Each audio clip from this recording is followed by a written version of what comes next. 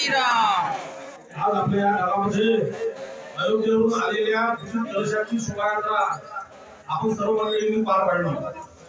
आपल्या सर्वांना ज्ञात आहे की प्रभू रामचंद्राची जन्मभूमी अयोध्या या ठिकाणी जे मंदिर खंडित झालं होतं ते 500 वर्षाच्या संघर्षानंतर 500 वर्षाच्या प्रतीक्षेनंतर ते मंदिर आज बनवून तयार झालेलं आहे।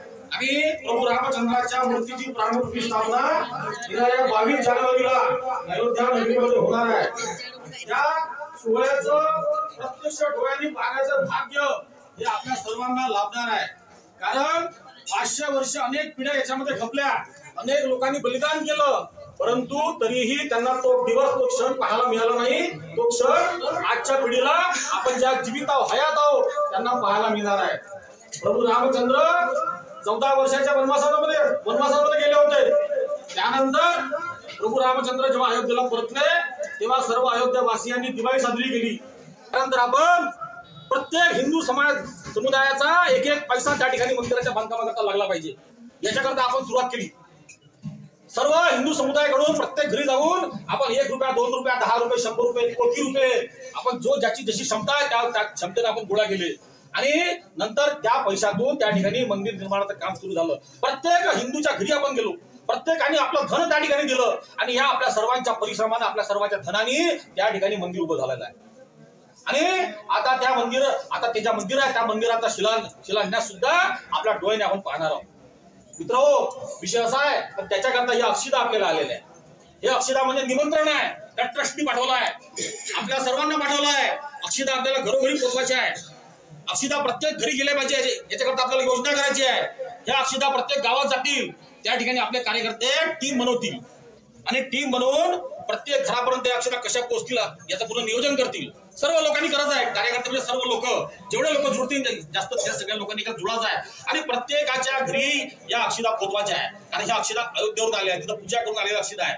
याच्यामध्ये पुन्हा आपण अक्षिदा वाढवून याच्यामध्ये मिक्स करून आपण त्या अक्षिदा प्रत्येकाच्या घरी पोहोचवू अशा प्रकारचं। कारण आपल्याला कसं आहे धन जे आहे ते सर्व लोकांनी दिलेलं आहे, पण त्या सर्व लोकांच्या घरी अक्षिदा गेले पाहिजे। परंतु मित्रहो, आज आपण जर अयोध्येचं वातावरण पाहिलं तर 3 लाखापेक्षा जास्त लोकांना समोरून घेण्याची क्षमता अयोध्येची नाही आहे। त्या ठिकाणी 3 लाखापेक्षा जास्त लोक अयोध्या समोरून घेऊ शकत नाही, मग आपण जाऊ शकत नाही। आपल्याला निमंत्रण तर आलं आहे पण आपण जाऊ शकतो का? नाही जाऊ शकत। म्हणून आपण म्हटलंय मेरा गाव मेरी अयोध्या, मेरा मंदिर राम मंदिर, म्हणजे माझं गावच माझी अयोध्या आहे आणि माझ्या जवळचं जे काही मंदिर आहे ते राम मंदिर आहे। त्या ठिकाणी प्रभू रामचंद्राची आपण प्रतिमा ठेवू आणि त्या प्रतिमेवरती या ज्या अक्षिदा आपण घरोघरी पोहोचवल्या आहे त्या अक्षिदा घेऊन लोक येतील आणि त्या प्रतिमेवरती अर्पण करतील। त्या ठिकाणी त्या ठिकाणी जे आरती चालेल तर लाईव्ह या ठिकाणी या मंदिरामध्ये जे मंदिर आपल्या गावामध्ये आपल्या जवळ आहे त्या मंदिरामध्ये टीव्हीवरती आपण पाहू आणि त्या लाईव्ह तो सोहळा आपण आपल्या डोळ्यांनी पाहू। त्या आरतीमध्ये आपण महाआरती जी होईल त्या महाआरतीमध्ये आपण सर्वजण संमिलित होऊ। साधारणतः 11:30 वाजता तो कार्यक्रम 22 तारखेला त्या ठिकाणी सुरू होईल। आपण सर्व आपले कामं आटपून सर्वजण 11:30च्या पहिले मंदिरामध्ये उपस्थित राहू। सकाळपासून भजन पूजन करत सगळे सुरू राहील आणि नंतर 11:30 वाजता तो सोहळा आपण आपल्या डोळ्यांनी त्या ठिकाणी पाहू आणि त्या ठिकाणी आपण ते जे महाआरती होईल त्या महाआरती आपण इथं करू। इथं बसून आपण लाईव्ह जी आरती आहे ती आपण इथं करू आणि एक वर्ल्ड रेकॉर्ड आपण जगामध्ये प्रस्थापित करू। अशा प्रकारचं आपल्याला त्याविषयी करायचं आहे। आणि तिथं तो कार्यक्रम पाहिल्यानंतर सायंकाळी जेव्हा आपण आपल्या घरी जाऊ तर सायंकाळी आपल्या घरी गेल्यानंतर आपण दिवाळी साजरी करू। जसं मी म्हटलं प्रभू रामचंद्र 14 वर्षानंतर घरी आले, आपण दिवाळी साजरी केली। प्रभू रामचंद्र 500 वर्षानंतर त्यांना घर मिळालं, 500 वर्ष। मग आता मोठी दिवाळी साजरी करण्याचा दिवस आहे आणि तो दिवस आपण सर्वजण आपल्या घरी आपण साजरा करू। अशा प्रकारे हे आंदोलन हे अभियान चालेल। याच्याकरता सर्व लोकांना याच्यामध्ये सक्रियपणे भाग घ्यावा लागेल। आपल्या फुलाची बागली आपल्याकडनं काय करता येईल हे सगळं आपल्याला करावं लागेल। आपल्या सर्वांना गृहसंपर्क अभियान 1 जानेवारी ते 15 जानेवारीच्या दरम्यान चालणार आहे, याच्यामध्ये सर्वांना सहभागिता घ्यावा लागेल आणि प्रत्येक घरी जाऊन आपल्याला ही अक्षिदा जे आमंत्रण आलं आहे ते आपल्याला पोहोचवावं लागेल आणि त्याला सांगावं लागेल की तुला या मंदिरामध्ये यायचं आहे। एक मंदिर ठरलं राहील आपल्या जवळच, त्या मंदिरात सगळ्यांना आपल्याला आमंत्रण देऊन सांगायला लागेल की तू अयोध्येला जायचं काम नाही आहे, तुला या मंदिरामध्ये यायचं आहे। आणि तिथं तुला येऊन या कार्यक्रमामध्ये सहभागी व्हायचा आहे. अशा प्रकारचं आपल्याला सगळं हे आंदोलन आपल्याला समोरच्या काळामध्ये पार पडायचं आहे. आणि आपल्याला आपण जे काही केलं याला पूर्ण गतीनं आपल्याला यावेळेस आता पूर्ण हे करून जास्त पूर्ण लोक कशी जोडून याच्यामध्ये, कारण हे राष्ट्र मंदिर कसं होईल, हिंदू समाज कसा एक होईल याच्याकरता आपल्याला प्रयत्न करता. पुन्हा आम्ही गुलामीत जाणार नाही, पुन्हा कोणी आक्रमक येणार नाही, आपल्या मंदिराला तोडणार नाही. आम्ही जर मजबूत राहिलो तर असं कधी होणार नाही. म्हणून हे मजबूती करता आपल्याला हे सर्व लोकांच्या प्रयासाने सर्व हिंदू समाजाला आपले सगळे जाती पाती फक्त सगळे विसरून, उच्च नीच सगळं विसरून आपल्या सर्वांना या पूर्ण हिंदू समाजाला या मंदिर निर्माणाच्या याच्यामध्ये सहभागीतेमध्ये समाविष्ट करायचा आहे. याच्याकरता आपल्या सर्वांना प्रयत्न करायचे आहे.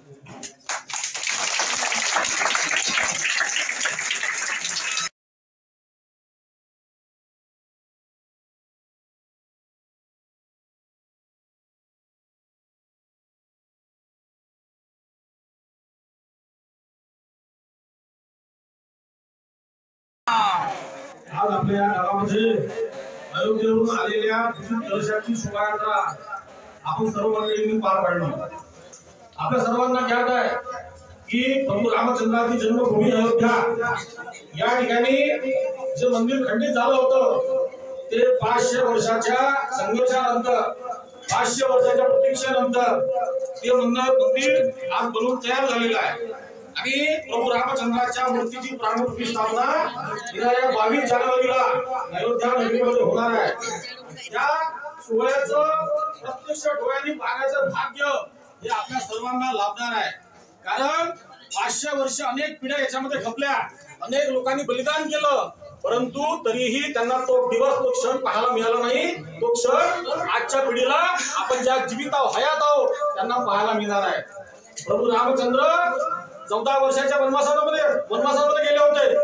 त्यानंतर प्रभू रामचंद्र जेव्हा अयोध्येला परतले तेव्हा सर्व अयोध्यावासियांनी दिवाळी साजरी केली. आणि त्याच प्रकारची दिवाळी आपल्या सर्वांना 22 तारखेला साजरी करायची आहे. मित्र हो, आपल्या सर्वांना माहित आहे की हा जो क्षण आज आपल्या समोर आलेला आहे हा काही सहज सोपा दिवस नाहीये. या दिवसाकरता अनेक प्रयत्न, अनेक संघर्ष, अनेक तपस्या आपल्या सर्वांना करावी लागली. आपल्याला ज्ञात आहे की 1527 मध्ये एक बाबर नावाचा आक्रमक आपल्या देशावरती आला. इस्लामी आक्रमक होता, इस्लामी विचाराचा होता. आणि त्यांनी या देशामध्ये येऊन आपल्या देशामध्ये त्यांनी आपलं राज्य प्रस्थापित केलं. आपला देश त्यावेळेस, आपल्या देशाचं दुर्भाग्य म्हणा की आपला देश हा शूर पराक्रमी वीरांचा देश होता. सुख समृद्धीने, धनसंपदेने पूर्ण भरलेला देश होता, विश्वगुरु देश होता. परंतु आपल्या देशाचं दुर्भाग्य म्हणा की आपल्या देशाचे लोक आपसात झडत राहिले आणि परकीय लोकांनी येऊन आपल्या देशावरती कब्जा केला, आपल्या देशाला गुलाम केलं. आणि त्यानंतर गुलाम केल्यानंतर इथची मानसिकता जी होती, हिंदू मानसिकता, ती संपवण्याचा प्रयत्न केला. आणि त्या प्रयत्नातूनच प्रभू रामचंद्राचं जे मंदिर आहे 1925 साली जो बाबरचा सेनापती आहे मीर बाकी, बाबरच्या आदेशाने बाबरनी म्हटलं की जा तिथं जे भगवान रामाचं जे श्रद्धा केंद्र आहे, जे हिंदूचं श्रद्धा केंद्र आहे, या देशाची अस्मिता, या देशाचा मान आहे, या देशाचा सन्मान आहे, त्याला नष्ट कर. त्याला आदेश दिला. आणि त्या आदेशानंतर मीर बाकी मोठी फौज घेऊन त्या अयोध्येमध्ये आला. आणि अयोध्येमध्ये आल्यानंतर 1527 मध्ये त्याला ते मंदिर उद्ध्वस्त केलं, पूर्ण त्याला तोडून टाकलं. परंतु ते सहज नाही तोडलं. 3 महिने हिंदू समाजाने संघर्ष केला. तिथले जे काही लोकल लोक होते, तिथले जे काही लोकल राजे होते, त्यांनी संघर्ष केला. 3 महिने हा संघर्ष चालला. आणि 3 महिन्याच्या संघर्षानंतर घाईघाईनी, कारण संघर्ष सुरूच होता, घाईघाईनी ते जे मंदिर आहे ते पाडलं त्या मीरबाकीनी. आणि ते मंदिर पाडून त्या ठिकाणी घाईघाईनी त्याच मलब्यातून 3 गुंबद तयार केले, एक ढाचा तयार केला आणि त्याला नाव दिलं मस्जिद. आणि त्याला आपण सर्वजण किंवा आपण म्हणतो बाबरी मस्जिद असं त्या ठिकाणी तयार झालं. आपल्यावर कलंक लागला, हिंदू समाज अपमानित झाला. आपल्या देशामध्ये आपण बहुसंख्य असूनही आपण आपल्या रामाचं रक्षण करू शकलो नाही. मित्र, त्यानंतरचा कालखंड आपण जेव्हा पाहतो तेव्हा त्यानंतर आपल्या देशामध्ये देश स्वतंत्र होतपर्यंत 76 लढाया झाल्या, रक्तरंजित 76 लढाया झाल्या. आणि याच्यामध्ये पुन्हा रामाचं मंदिर बनवण्याकरता हिंदू समाजानं संघर्ष केला, प्रयत्न केला, रक्तरंजित लढाया झाल्या. त्याच्यामध्ये 4 लाख लोकांनी आपलं बलिदान दिलं. परंतु रामाचं मंदिर, कारण त्यावेळेस आपल्या देशावरती इस्लामी राजवट होती, आपण बनवू शकलो नाही. त्यानंतर इंग्रजाचं राज्य आपल्या देशावरती आलं. इंग्रजाच्या राज्य आपल्या देशावरती आल्यानंतर 1934 मध्ये हिंदू समाजाने पुन्हा संघर्ष केला. आणि पुन्हा संघर्ष करून त्या ठिकाणी पुन्हा मंदिर बनवण्याचा प्रयत्न केला, त्या ढाच्याला क्षती पोहोचवली. पण त्यावेळेस इंग्रज सरकारने पोलिसांनी दमन केलं आणि दमन करून त्या ठिकाणी हिंदूंना दंड लावला, दंड ठोकला. आणि ते जे मंदिर बनवण्याचं जे स्वप्न हिंदूचं होतं ते स्वप्न त्यावेळेस पूर्ण होऊ शकलं नाही. आणि जे मुस्लिम समाज होता त्यांना पण सांगितलं की या ठिकाणी नमाज पढायची नाही, आणि हिंदूला सांगितलं या ठिकाणी तुम्ही पण भटकायचं नाही, तुम्ही पण पूजा करायची नाही. 1934 नंतर त्या ठिकाणी नमाज पडणं बंद झालं आणि हिंदूंनी सुद्धा त्या ठिकाणी जाण्याचा मज्जाव झाला. मित्र, 1947 एक सुवर्ण पाठ आपल्या देशामध्ये उगवली. सर्वांना वाटलं की आपलं राज्य आलं, स्वराज्य आलं, आता तरी आमचे जे काही मानबिंदू आहे, आमचे जे अस्मितेचे बिंदू आहे ते आता स्वतंत्र होतील आणि प्रभू रामचंद्राचं मंदिर त्या ठिकाणी निश्चितच बनेल, अशा प्रकारचं सर्वांना वाटायला लागलं. आपल्याला माहित आहे की सरदार वल्लभभाई पटेलांनी सोमनाथचं जे अलाउद्दीन खिलजीने नष्ट केलेलं मंदिर, जे सोमनाथचं मंदिर आहे त्या मंदिराचा जीर्णोद्धार केला, ते मंदिर बनवलं. तसंच हे सुद्धा मंदिर बनेल. आपलं काशी विश्वनाथचं सुद्धा मंदिर जे आहे ते त्या ठिकाणी पुनर्स्थापित होईल आणि मथुरेचं सुद्धा मंदिर त्या ठिकाणी बनेल, अशा प्रकारचं स्वप्न हा हिंदू समाज पाहू लागला. परंतु त्यावेळेस आपल्या देशावरती जे राज्य करत होते ते तुष्टीकरण करणारे लोक होते, एका समुदायाचं तुष्टीकरण करणारे लोक होते. त्यांनी हे स्वप्न हिंदू समाजाला पूर्ण होऊ दिलं नाही.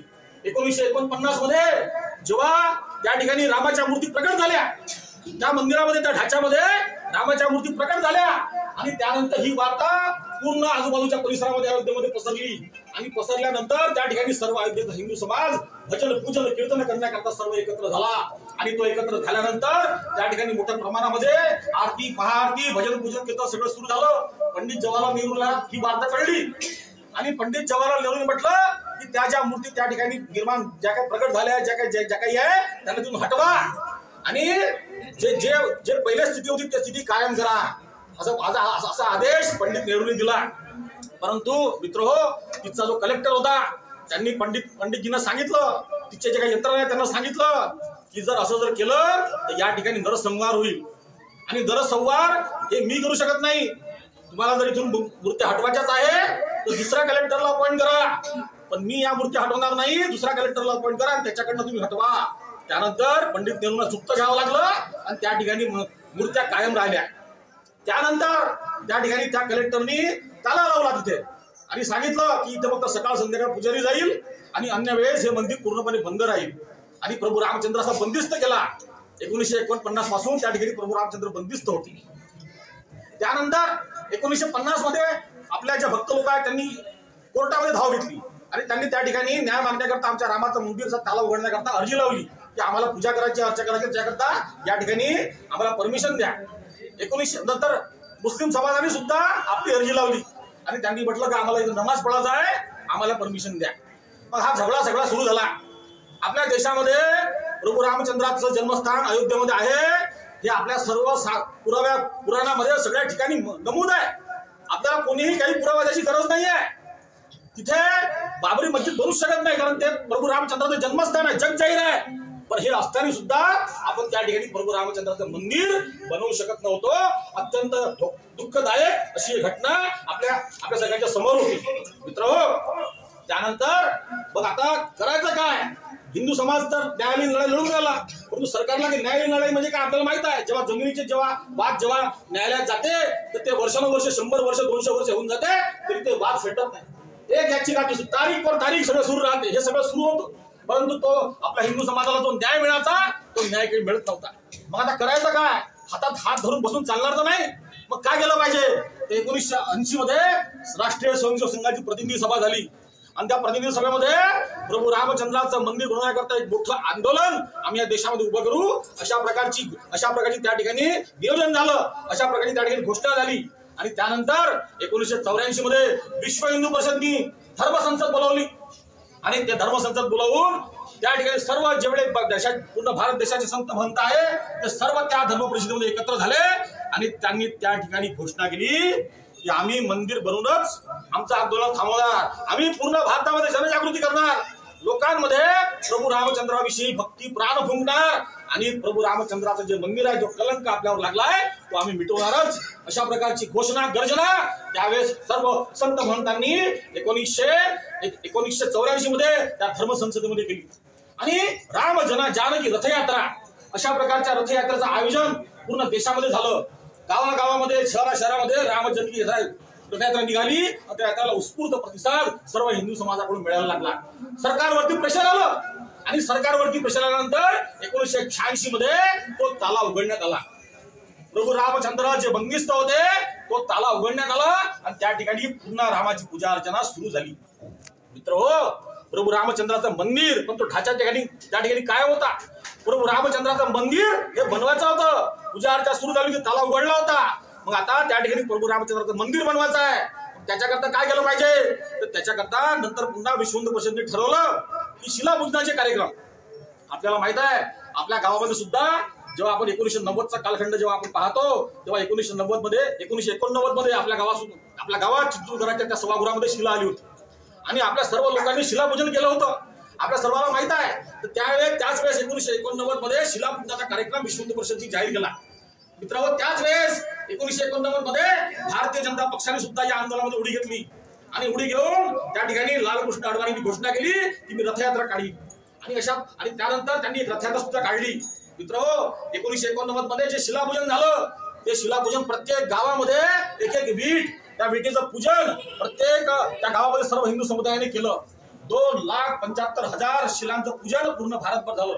जगातून सुद्धा शिला आल्या आणि त्या शिलेतून जो विवादित जागा आहे त्या जागेवर तर मंदिर होणं शक्य नव्हतं. परंतु बाजूच्या जागेवरती आपण मंदिराचं बांधकाम सुरू करू आणि हळूहळू आपलं जे विवादित जागा त्यावर सुद्धा आपण कब्जा करू अशा प्रकारची एक योजना आपल्या सगळ्या विश्व हिंदू परिषदेने आणि संत महंतांनी बनवली. आणि शिला ज्या आहे त्या शिलाचं पूजन करून त्या ठिकाणी शिलान्यास करायचं अशा प्रकारचं त्यांनी ठरवलं आणि सांगितलं की हे शिलान्यास करण्याकरता 1990 मध्ये कार सेवा काळाची 1990 मध्ये कार सेवा काळाची कार सेवा म्हणजे हिंदू समुदाय त्या ठिकाणी उत्स्फूर्तपणे पोहोचेल आणि तिथे सर्व हिंदू समुदाय त्या ठिकाणी तो शिलान्यास करेल आणि त्या ठिकाणी प्रभू रामचंद्राच्या मंदिराचा शुभारंभ करेल असं ठरलं. 2,75,000 शिला त्या ठिकाणी गेल्या आणि शिलान्यासाच्या कार्यक्रमाची घोषणा झाली. इकडे लालकृष्ण अडवाणींनी त्या तिथून जगन्नाथपुरीतून रथयात्रा काढली आणि ती रथयात्रा 1990 मध्ये जेव्हा कार सेवा त्या ठिकाणी पोहोचणार होती त्यावेळेस ही रथयात्रा सुद्धा त्या ठिकाणी पोहोचणार होती आणि तिथे एक मोठ्या भव्य अशी कार सेवा लालकृष्ण अडवाणींच्या रथयात्रेला उत्स्फूर्त प्रतिसाद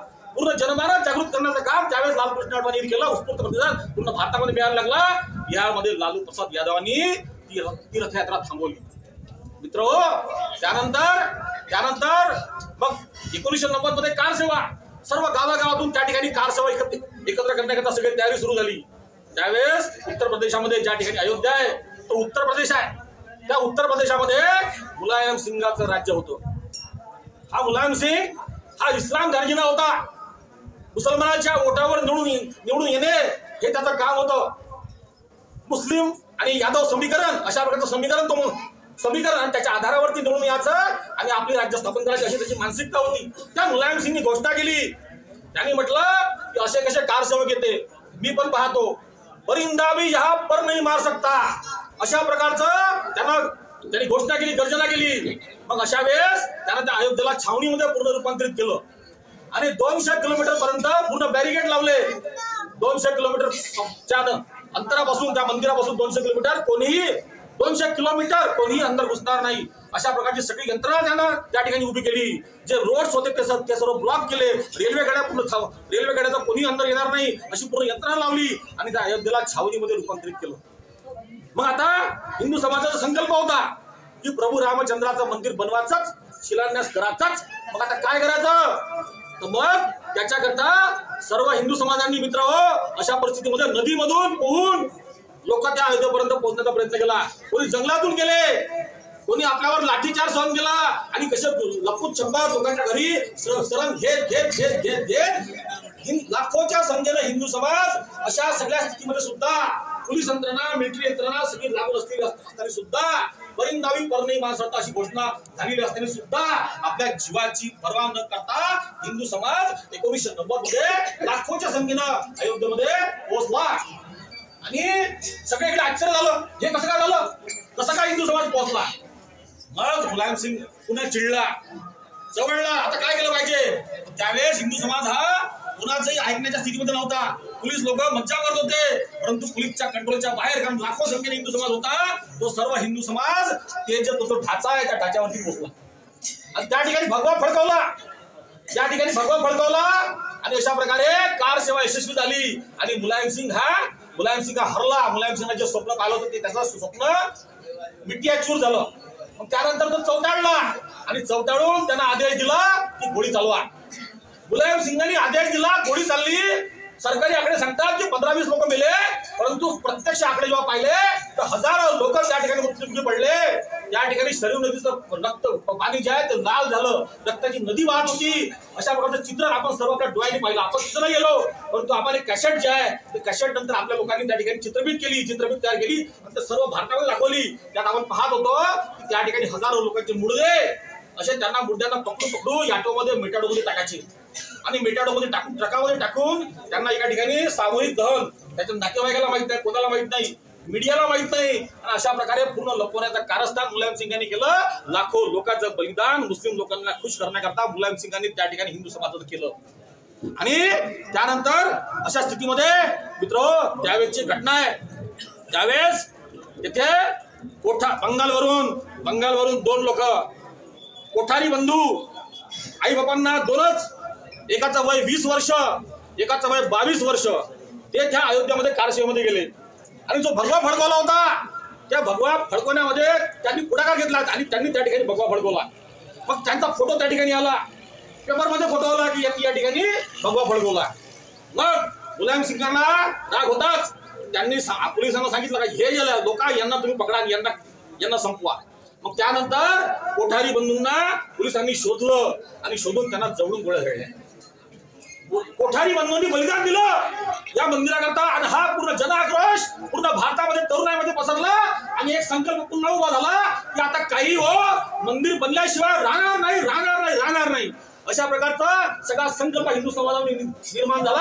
आणि त्यानंतर पुन्हा 1991 मध्ये एक मोठी सभा झाली आणि त्या सभेमध्ये घोषणा झाली की 1992 मध्ये पुन्हा मंदिर बनवण्याकरता आम्ही पुन्हा कारसेवा करू. 1992 कारसेवा पुन्हा लाखोच्या संख्येनं. मग मुलायम सिंगांनी राजीनामा दिला. उत्तर प्रदेशामध्ये कल्याण सिंगाचं सरकार आलं.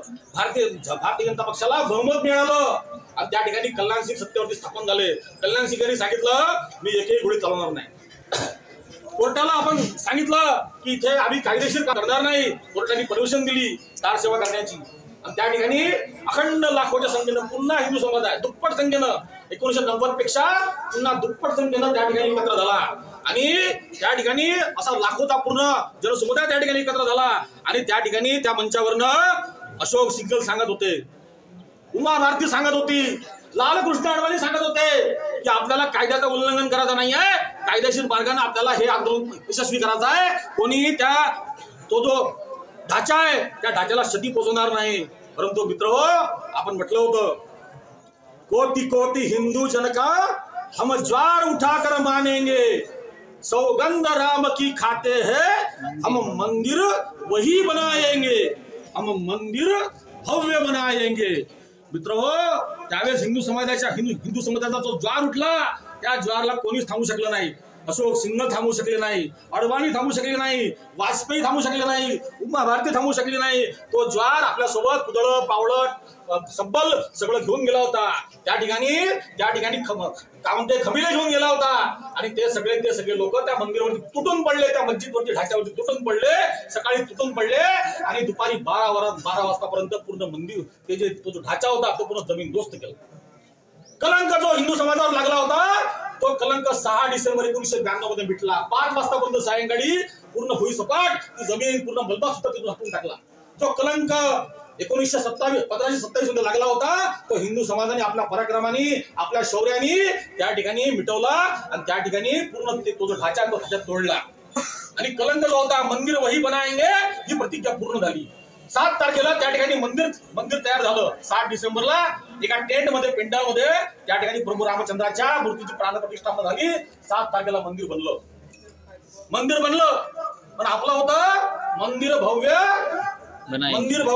बनाएंगे. हा तर मंदिर भव्य बनाएंगे याच्याकरता पुन्हा न्यायालयीन एक लढाई आपली सुरू झाली. त्यानंतर मग आपण चांगले वकील देणं सुरू केलं, साक्ष पुरावे गोळा करणं सुरू केलं आणि चांगली वकिलाची फौज उभी केली. आणि आता भव्य मंदिर कसं बनेल याच्याकरता आपण सगळे प्रयत्न सुरू केले. त्यानंतर 2003 मध्ये अलाहाबाद हायकोर्टने असं म्हटलं की सगळे हिंदू समाजाचं म्हणणं आहे की या ठिकाणी मंदिर तोडून मस्जिद बनली. पण याच्याकरता तुम्ही फॅक्ट फाइंडिंग करा ना. काय खरंच बनली का नाही बनली? त्या ठिकाणी हिंदू समाज म्हणते की इथं जो मलबा होता त्याच्यापासून मस्जिद बनली. मग फॅक्ट फाइंडिंग करा, तथ्य शोधा. मग तथ्य शोधण्याकरता कोण तथ्य शोधू शकते? तर तथ्य शोधू शकते आर्किओलॉजिकल सर्व्हे ऑफ इंडिया. जेवढे काही पुरातत्व सर्वेक्षण विभाग म्हणजे पुरातन घटना काय होती, काय इतिहासात होत्या, त्या जमिनीच्या अंदरून खोदून काढायचं काम हे या पुरातत्व सर्वेक्षण विभागात असते, ASIचं असते, आर्किओलॉजिकल सर्व्हे ऑफ इंडियात असते.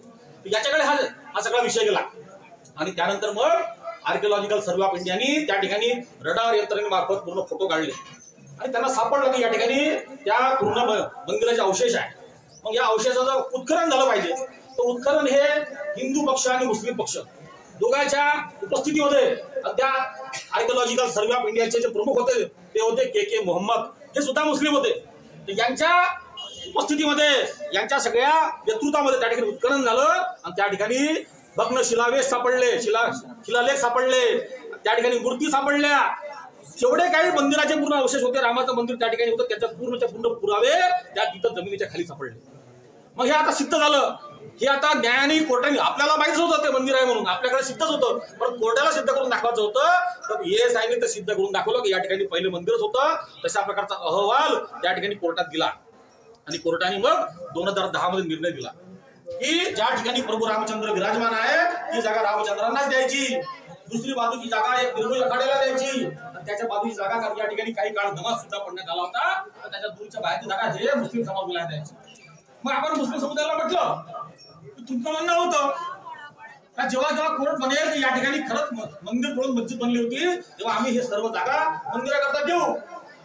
आपण मुस्लिम समुदायाला म्हटलं की आता तुम्ही द्या, आपलं हक्क उदार करा. परंतु कट्टर मानसिकता असलेला मुस्लिम समाज त्यांनी पुन्हा ही जी मागणी आहे ही नाकारली आणि नाकारून त्यांनी म्हटलं की हायकोर्टात ते सुप्रीम कोर्टात गेले आणि सुप्रीम कोर्टामध्ये हा खटला सुरू झाला. आणि त्यानंतर पंतप्रधान मोदी तिकडे योगीजी यांच्या सगळ्या प्रयत्नांनी 2019 हा दिवस उजाडला आणि त्या ठिकाणी तो दिवस उजाडून कोर्टाने निर्णय दिला की जे पूर्ण 76 एकर 70 एकर जमीन आहे ती पूर्णच्या पूर्ण प्रभू रामचंद्र मंदिर ट्रस्टला द्यायची. आणि त्या ठिकाणी प्रभू रामचंद्राच्या मंदिर बनवण्याचा मार्ग हा 2019 मध्ये मोकळा झाला. आपल्या सर्वांना माहित आहे, हे सर्व आपण अनुभवलं आहे, आपल्या सर्वांना माहित आहे. त्यानंतर आपण काय केलं? त्यानंतर आपण प्रत्येक हिंदू समुदायाचा एक पैसा त्या ठिकाणी मंदिराच्या बांधकामाकरता लागला पाहिजे याच्याकरता आपण सुरुवात केली. सर्व हिंदू समुदायाकडून प्रत्येक घरी जाऊन आपण 1 रुपया 2 रुपया 10 रुपये 100 रुपये कोटी रुपये आपण ज्याची जशी क्षमता आहे त्या क्षमतेने आपण गोळा केले आणि नंतर त्या पैशातून त्या ठिकाणी मंदिर निर्माणाचं काम सुरू झालं. प्रत्येक हिंदूच्या घरी आपण गेलो, प्रत्येकाने आपलं धन त्या ठिकाणी दिलं आणि या आपल्या सर्वांच्या परिश्रमाने आपल्या सर्वांच्या धनाने त्या ठिकाणी मंदिर उभं झालेलं आहे. आणि आता ते ज्या मंदिर आहे त्या मंदिराचा शिलान्यास सुद्धा आपल्या डोळ्याने आपण पाहणार आहोत. मित्रहो, विषय असा आहे तर त्याच्याकरता ही अक्षिदा आपल्याला आलेल्या आहे. हे अक्षिदा म्हणजे निमंत्रण आहे, त्या ट्रस्टनी पाठवलं आहे, आपल्या सर्वांना पाठवलं आहे. अक्षिदा आपल्याला घरोघरी पोहोचवायची आहे. अक्षिदा प्रत्येक घरी गेले पाहिजे याच्याकरता आपल्याला योजना करायची आहे. ह्या अक्षिदा प्रत्येक गावात जातील, त्या ठिकाणी आपले कार्यकर्ते टीम बनवतील आणि टीम बनवून प्रत्येक घरापर्यंत अक्षता कशा पोहोचतील याचं पूर्ण नियोजन करतील. सर्व लोकांनी करायचं आहे, कार्यकर्ते म्हणजे सर्व लोक, जेवढे लोक जुळतील जास्त त्या सगळ्या लोकांनी जुळायचं आहे आणि प्रत्येकाच्या घरी या अक्षता पोहोचवायच्या आहे. कारण ह्या अक्षता अयोध्येवरून आल्या, तिथं पूजा करून आलेल्या अक्षता आहे. याच्यामध्ये पुन्हा आपण अक्षता वाढवून याच्यामध्ये मिक्स करून आपण त्या अक्षता प्रत्येकाच्या घरी पोहोचवू अशा प्रकारचं. कारण आपल्याला कसं आहे, धन जे आहे ते सर्व लोकांनी दिलेलं आहे, पण त्या सर्व लोकांच्या घरी अक्षता गेल्या पाहिजे. परंतु मित्रहो, आज आपण जर अयोध्येचं वातावरण पाहिलं तर 3 लाखापेक्षा जास्त लोकांना समोरून घेण्याची क्षमता अयोध्येची नाही आहे. त्या ठिकाणी 3 लाखापेक्षा जास्त लोक अयोध्या समोरून घेऊ शकत नाही. मग आपण जाऊ शकत नाही. आपल्याला निमंत्रण तर आलं आहे, पण आपण जाऊ शकतो का? नाही जाऊ शकत. म्हणून आपण म्हटलंय मेरा गाव मेरी अयोध्या, मेरा मंदिर राम मंदिर. म्हणजे माझं गावच माझी अयोध्या आहे आणि माझ्या जवळचं जे काही मंदिर आहे ते राम मंदिर आहे. त्या ठिकाणी प्रभू रामचंद्राची आपण प्रतिमा ठेवू आणि त्या प्रतिमेवरती या ज्या अक्षता आपण घरोघरी पोहोचवल्या आहे त्या अक्षता घेऊन लोक येतील आणि त्या प्रतिमेवरती अर्पण करतील. त्या ठिकाणी त्या ठिकाणी जे आरती चालेल ते लाईव्ह या ठिकाणी या मंदिरामध्ये जे मंदिर आपल्या गावामध्ये आपल्या जवळ आहे त्या मंदिरामध्ये टीव्हीवरती आपण पाहू आणि त्या लाईव्ह तो प्रतिष्ठा तो सोहळा आपण आपल्या डोळ्यांनी पाहू. त्या आरतीमध्ये आपण महाआरती जी होईल त्या महाआरतीमध्ये आपण सर्वजण संमिलित होऊ. साधारणतः 11:30 वाजता तो कार्यक्रम 22 तारखेला त्या ठिकाणी सुरू होईल. आपण सर्व आपले कामं आटपून सर्वजण 11:30च्या पहिले मंदिरामध्ये उपस्थित राहू. सकाळपासून भजन पूजन करत सगळे सुरू राहील आणि नंतर 11:30 वाजता तो सोहळा आपण आपल्या डोळ्यांनी त्या ठिकाणी पाहू. आणि त्या ठिकाणी आपण ते जे महाआरती होईल त्या महाआरती आपण इथं करू, इथं बसून आपण ते लाईव्ह जी आरती आहे ती आपण इथं करू आणि एक वर्ल्ड रेकॉर्ड आपण जगामध्ये प्रस्थापित करू. अशा प्रकारचं आपल्याला त्याविषयी करायचं आहे. आणि तिथं तो कार्यक्रम पाहिल्यानंतर सायंकाळी जेव्हा आपण आपल्या घरी जाऊ तर सायंकाळी आपल्या घरी गेल्यानंतर आपण दिवाळी साजरी करू. जसं मी म्हटलं, प्रभू रामचंद्र 14 वर्षानंतर घरी आले, आपण दिवाळी साजरी केली.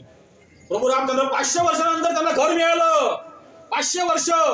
मग आता मोठी दिवाळी साजरी करण्याचा दिवस आहे आणि तो दिवस आपण सर्वजण आपल्या घरी आपण साजरा करू.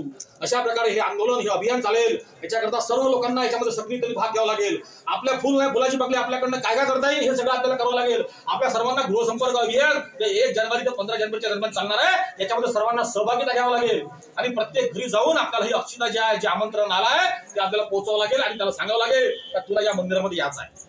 एक मंदिर ठरलं राहील आपल्या जवळच, त्या मंदिरात सगळ्यांना आपल्याला आमंत्रण देऊन सांगायला लागेल की तू अयोध्येला जायचं काम नाही आहे, तुला या मंदिरामध्ये यायचं आहे आणि तिथं तुला येऊन या कार्यक्रमामध्ये सहभागी व्हायचा आहे. अशा प्रकारचं आपल्याला सगळं हे आंदोलन आपल्याला समोरच्या काळामध्ये पार पडायचं आहे आणि आपल्याला आपण जे काही केलं याला पूर्ण गतीनं आपल्याला यावेळेस आता पूर्ण हे करून जास्त पूर्ण लोक कशी जोडून याच्यामध्ये, कारण हे राष्ट्र मंदिर कसं होईल, हिंदू समाज कसा एक होईल याच्याकरता आपल्याला प्रयत्न करता. पुन्हा आम्ही गुलामीत जाणार नाही, पुन्हा कोणी आक्रमक येणार नाही, आपल्या मंदिराला तोडणार नाही. आम्ही जर मजबूत राहिलो तर असं कधी होणार नाही. म्हणून हे मजबूती करता आपल्याला हे सर्व लोकांच्या प्रयासाने सर्व हिंदू समाजाला आपले सगळे जाती पाती पत्त सगळे विसरून, उच्च नीच सगळं विसरून आपल्या सर्वांना या पूर्ण हिंदू समाजाला या मंदिर निर्माणाच्या याच्यामध्ये सहभागी समाविष्ट करायचा आहे. याच्याकरता आपल्या सर्वांना प्रयत्न करायचा आहे.